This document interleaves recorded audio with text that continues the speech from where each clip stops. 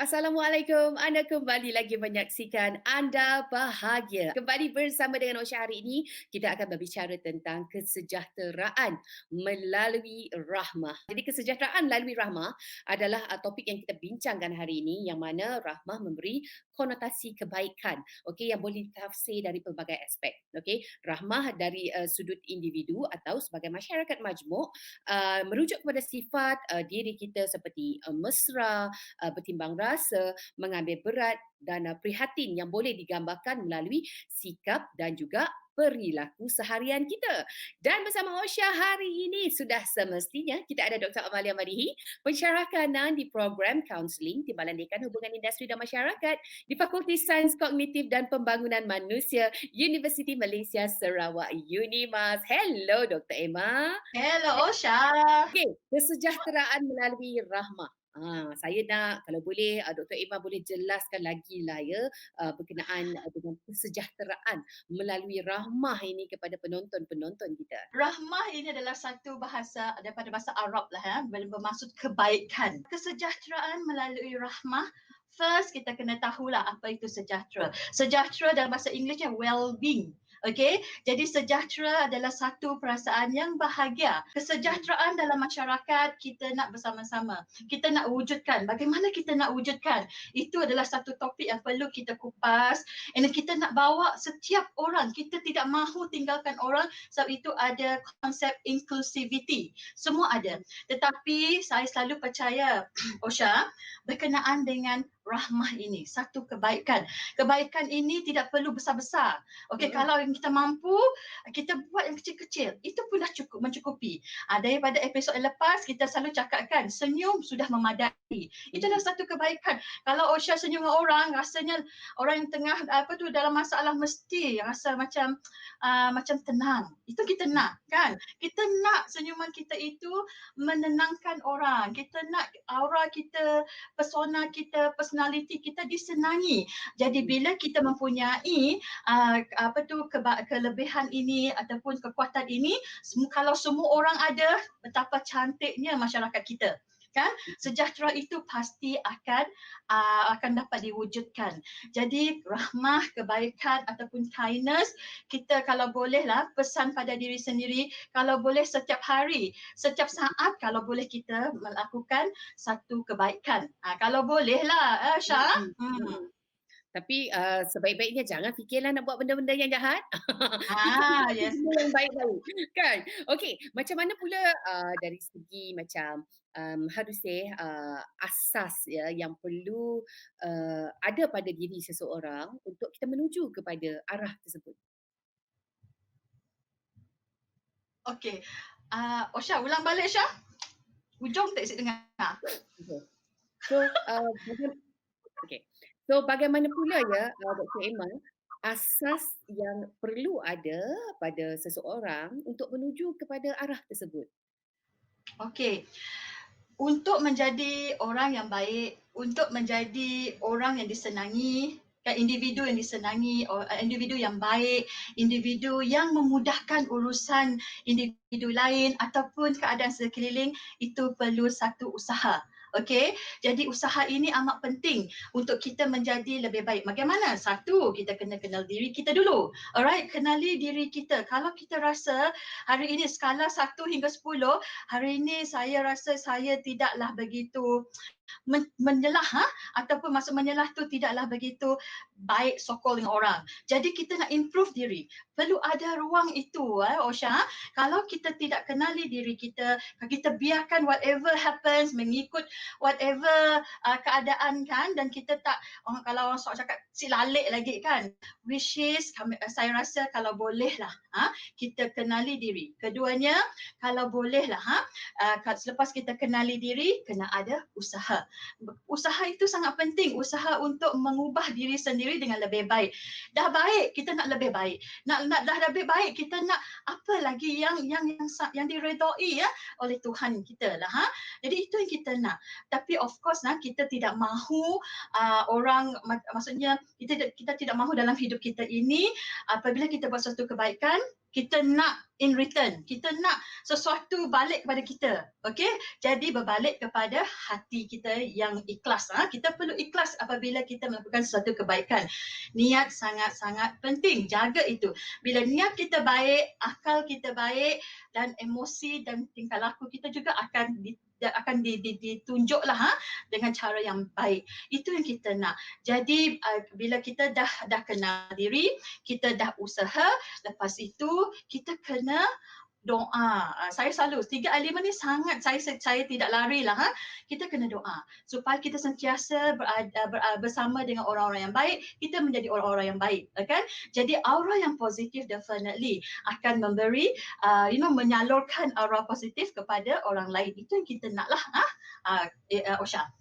Itulah kata orang, aura yang positif itu kita salurkan kepada orang lain, dan itu yang mendatangkan macam kesejahteraan, baik dari segi hubungan, bukan saja pada diri, pada orang sekeliling, keluarga dan juga masyarakat kita. Okey, kita akan berhenti rehat seketika. Kepada anda, sila email kepada kami seperti biasa, bahagia@tbstv.my jika anda ingin berbicara dengan Dr. Emalia.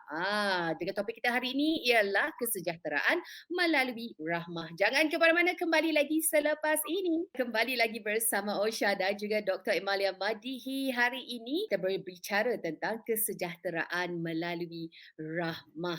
Dan nampak gayanya kita ada pemanggil yang ingin bercakap dengan Dr. Emma. Silakan. Hello Suzy. Kami Suzy dari Kampung Jaya, Kota Semahan, Sarawak. Kami tu nak nanya dengan kita lah.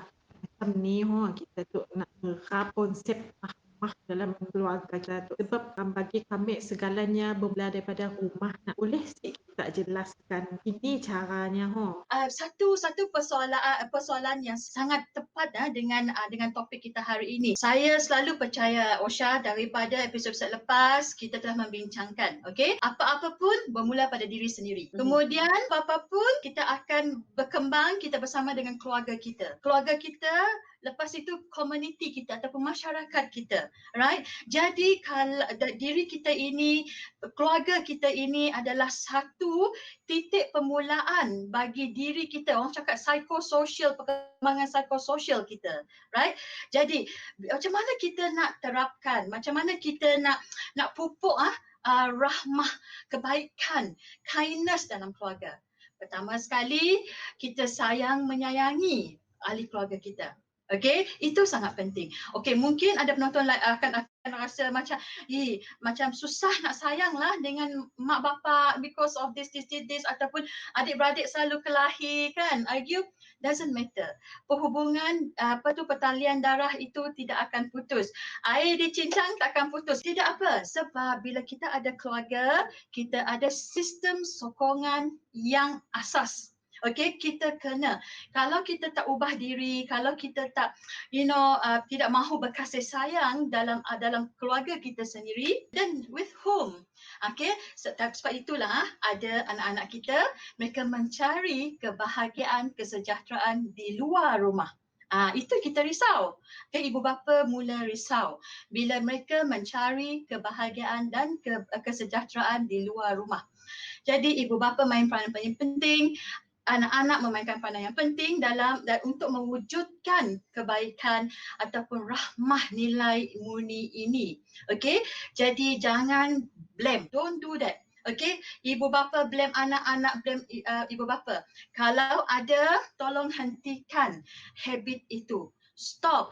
Kita nak di akhir-akhirnya nanti kan keluarga juga akan kita kembali. What I'm trying to say here is that keluarga ini adalah satu sistem sokongan yang asas yang akan memberi sokongan yang sepatutnya.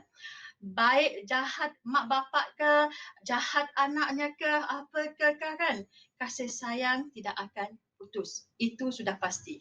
Jadi kenapa kita hendak menolak anugerah ini? Jadi bermula pada hari ini, kalau ada isu dalam keluarga, kalau tidak dapat berkomunikasi, tidak dapat nak temu, nak berjumpa dengan titik pertemuan pendamaian, jumpalah dengan kaunselor keluarga. Kita melihat role model. Role model kita akan cari nilai-nilai yang baik daripada ibu nilai-nilai yang baik daripada bapa. Maka jadilah kita. Dan kita pula bila kita telah tahu berfikir, kita dah tahu menilai, kita akan menentukan nilai apa yang kita nak teruskan ataupun nilai yang baharu yang kita nak amalkan. Itu adalah satu proses kehidupan. Hopefully menjawablah persoalan ini. Dan tunggu ya, benda tu kena datang daripada rumah. Kesejahteraan itu, kebaikan itu kena datang daripada rumah.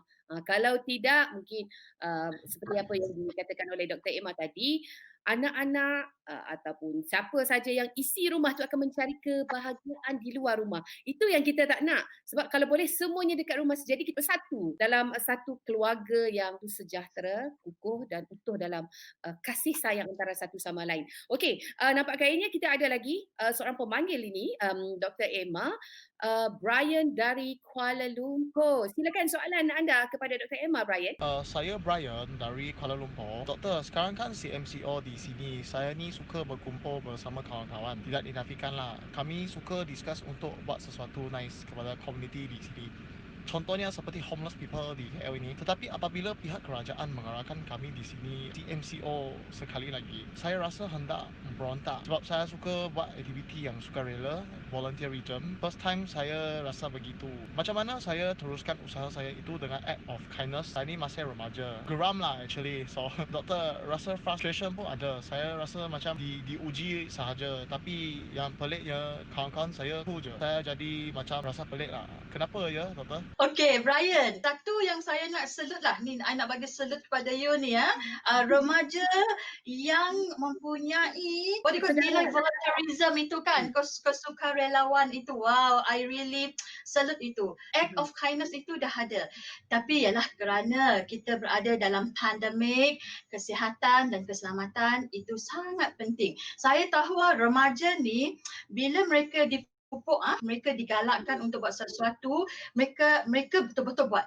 Okay, tetapi bila sesuatu yang menghalangi mereka, so itu tadi Brian cakap dia nak memberontak, rasa macam nak rebel kan. Jadi tunggu dulu. Okay, dalam pandemik kena fikir diri dulu. We need to be kind to ourselves first. Alright, jadi itu. Jadi sekarang ini banyak cara. Remaja sekarang sangat kreatif. Bila membuat kerja sukarelawan secara fizikal, satisfaction level is very high. Kita rasa puas hati. Melihat senyuman orang yang menerima kindness itu sudah memadai ya, tanpa waiting for the reward. Okay, it's good. That's why I suka. Walau bagaimanapun, there are so many ways ya. Act of kindness. Inilah satu term yang kita guna juga. Act of kindness ini contohnya kita boleh guna secara online. I know you sangat concern dengan contohnya satu kumpulan kelompok homeless tadi kan. Saya pasti pihak government kita mereka betul-betul menjaga setiap rakyatnya. Saya bersyukurlah menjadi orang Malaysia kan, Osha. Jadi mereka akan di-take care, mereka akan dijaga insyaAllah. Secara online itu sudah memadai. Do something kreatif. Ajak rakan-rakan, ajak community untuk belajar, untuk contribute something kindness ini. Okay, Brian, tadi kan Brian cakap, adakah Brian ni orang yang pelik atau kenapa kawan-kawan cool aja kan? Jadi jangan bandingkan diri dengan kawan-kawan sebab setiap kita ada cara, apa tu orang cakap coping skill kita. Okay, don't worry about that. Tetapi as long as Brian, you know your limit. Kalau ada unsur-unsur keganasan, then kalau saya akan mula concern lah. Okay, tetapi kalau hanya perasaan saja and then you wonder why, is very common among the teenagers. Okay, you talk about it. It's good that you call us up today and then lepas tu you share your emotion, your feeling kan, your thoughts about this. You're not a weird person. Okay, jadi don't worry. Jadi saya harap Brian akan dapatlah mencari satu idea, mungkin menggunakan Facebook, we never know, mungkin menggunakan YouTube channel, to get a new crowd, so that you can do your kindness tersebut. Dan saya rasa juga kalau Brian dia suka ya, saya pujilah sikap Brian sebab dia suka Yes. melakukan kebaikan. Okey. Ya. Dan kita boleh juga buat kebaikan di dalam rumah selain daripada kita membantu orang luar. Memandangkan sekarang ini tengah CMCO di sesetengah kawasan, jadi kita buat dekat rumah. Kita tak sentuh pun barang-barang dalam rumah kita tak makeover bilik ibu bapa kita ke, kita buat benda tu. Kan itu boleh juga supaya kalau dia rasa macam, aku nak mula jatuh isi tahanan yang waktu nak, so why not you do something different untuk orang yang ada dalam rumah. Okey, kita akan berhenti rehat seketika untuk anda. Jangan ke mana-mana, teruskan menonton. Anda bahagia bersama Osha dan juga Dr. Emalia. Anda masih lagi menonton Anda Bahagia. Saya host anda, Osha Basri. Hari ini, kisah kita kesejahteraan melalui rahmah. Terima kasih yang masih lagi setia menonton kami, tak kira di mana juga anda berada. Okey, soalan saya yang seterusnya kepada Dr. Emalia, impak COVID-19.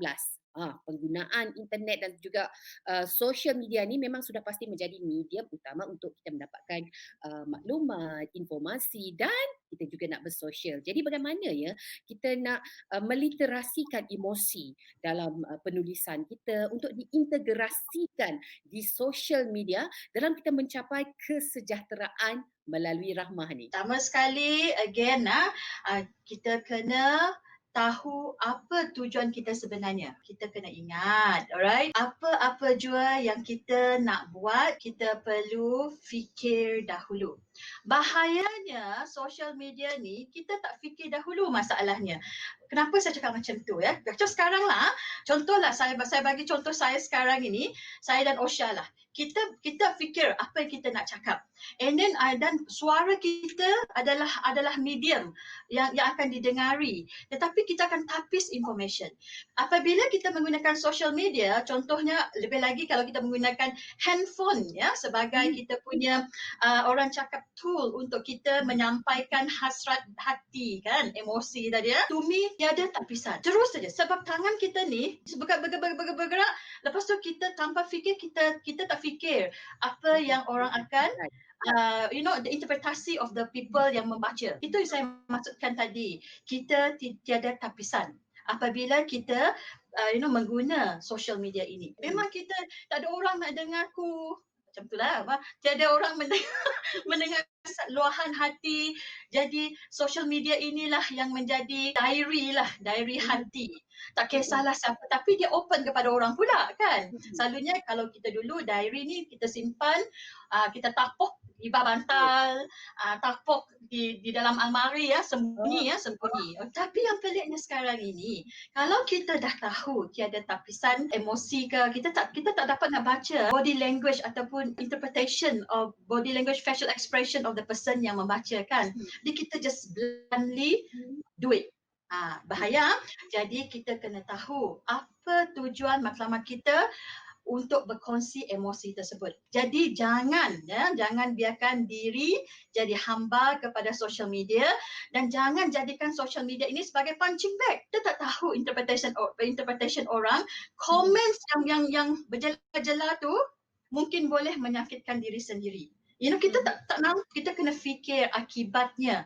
Setiap tindakan yang kita buat mesti kita fikir apakah akibatnya. Pendek katanya, kalau kita nak mengintegrasikan emosi kita ni dalam penggunaan social media ni, senang sajalah. Mungkin boleh je. Dah you type geram-geram, lepas tu you baca balik, delete dah. Kalau tempat delete dah. Delete lah, tak payahlah baca, tak payahlah type, tak payahlah post lagi kan. Baca-baca, apa aku letak ni? Kan, sebab kita harus fikir macam mana penerimaan orang lain jugalah. Dan I really like it when Dr. Emma mentioned that social media is not a punching bag. Kan? Jadi kita kena fikirkan. Dan I also believe that dalam episod yang sebelum-sebelum ini juga kawalan kediri itu perlu dalam penulisan kita. Baik dari segi berbicara, baik dari segi penulisan, bukan hanya pada buku namun pada media sosial kita. Alright, nampak kayaknya masa sangat-sangat mencemburui kita. Dan sebelum kita mengakhiri topik hari ini, boleh tak Dr. Emma kongsikan sedikit tips ya untuk mencapai kesejahteraan ini? Okey, kita nak capai kesejahteraan melalui rahmah ini bermula pada diri sendiri. Kita dulu yang amalkannya. Jangan suruh orang buat dulu. Okey, kita dulu. Jadikanlah diri sebagai role model. Kalau you tak perasan you adalah role model kepada mana-mana orang, jadikan untuk diri sendiri. Kindness to yourself first. Okey? Saya nak kongsi ada 5 lah yang saya nak share lah Osha, kalau dibenarkan. Akronim KASIH. Okey. Okey, yang kalau dalam bidang sains kognitif ni satu teknik pemikiran untuk kita menguatkan memori kita, kita panggil the mnemonic technique. Jadi saya nak menggunakan kasih. K, kasih mengasihi. Sangat penting. Kita perlu kasih mengasihi diri kita, orang di sekeliling kita, family kita, friends kita, kawan-kawan, rakan sekerja, rakan sekolah, cikgu-cikgu. Kalau kita dah dewasa ni, kita kena sentiasa doakan cikgu-cikgu kita yang bekerja keras sehingga kita berjaya hari ini, kan? Dan sesiapa sahaja ataupun persekitaran kita. Kasih mengasihi. Okay, K. A adalah akal yang waras. Bila kita waras, kita akan jadi rational. And then rational itu juga yang akan membawa kita menilai. Dia akan mendidik kita untuk menilai mana yang baik, mana yang buruk. Yang kita ada kelemahan kita, sudah pasti. Jadi kita nak improve ourselves. Itu yang penting. Okay? S, sayangi dan sabar. Dalam perhubungan kita sesama manusia, perhubungan kita dengan Tuhan, perhubungan kita dengan persekitaran kita, dengan sayang, perasaan sayang itu, dengan of course kita perlu ada kesabaran. Okey, kasih sayang tanpa kesabaran akan jadi lain. Kita tak nak bincang lebih banyak lah, tetapi memang itu adalah kita perlu satu formula kasih sayang itu. Sayang dan sabar itu perlu digabungkan untuk memastikan perhubungan kita sejahtera, bahagia, kan? And then I, okay, ikhlas. Niat apa yang kita buat, kita perlu niat yang ikhlas. Penting. Saya selalu pesan ni, niat yang ikhlas. Dan H, hati yang bersih akan influence jiwa kita, emosi kita, minda kita, tingkah laku kita yang bersih. Jangan hati kita hitam ke, kebetulan pakai warna hitam kan Osha, janganlah hati kita warna merah ke, no. Kita nak hati yang bersih. Kenapa hati yang bersih? Sebab ada satu lagi peribahasa, peribahasa kat dua-dua lah. Seorang bayi kan dia putih kan, dia analogi dia adalah seperti kain putih. So ibu bapa, orang persekitaran dia yang akan mencorakkan warnanya. So begitu juga hati kita. Kita ada kawalan kita, kita ada kekuasa untuk menentukan arah tujuan kita hidup ini nak macam mana. Kebahagiaan yang macam mana yang kita nak. Ada orang cakap bahagia kalau saya dapat kereta besar, rumah besar, kan? Ada. Okay? Ada juga orang cakap, I tak kisahlah semua tu. Asalkan my family di depan mata saya. Kan? Jadi ada. So definisi kesejahteraan itu sangat luas. Dan jangan lupalah kita sentiasa berbuat baik. Pertama kali, okay, first thing yang kita kena buat, kind to us first. Kind to yourself. And then bila you be kind, jadi orang akan nampak, mereka akan pun mula. Sebab kindness ni adalah berjangkit ya. Kita boleh menjangkit contagious lah. Kita nak jangkit yang bagus. Kita tak nak jangkit yang tak bagus kan. Kita tak nak virus yang membahaya. We don't want that. Tetapi kindness tu kita boleh kita jangkitlah kepada orang. Kita nak itu.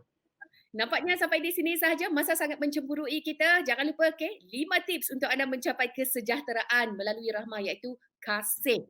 Terima kasih sekali lagi Dr. Emalia Madihi, pensyarah kanan di program Counselling, Timbalan Dekan Hubungan Industri dan Masyarakat di Fakulti Sains Kognitif dan Pembangunan Manusia, Universiti Malaysia Sarawak, UNIMAS, yang bersama Osha dalam Anda Bahagia. Sampai kita jumpa lagi. Anda bahagia, kita bahagia. Bye. Bye.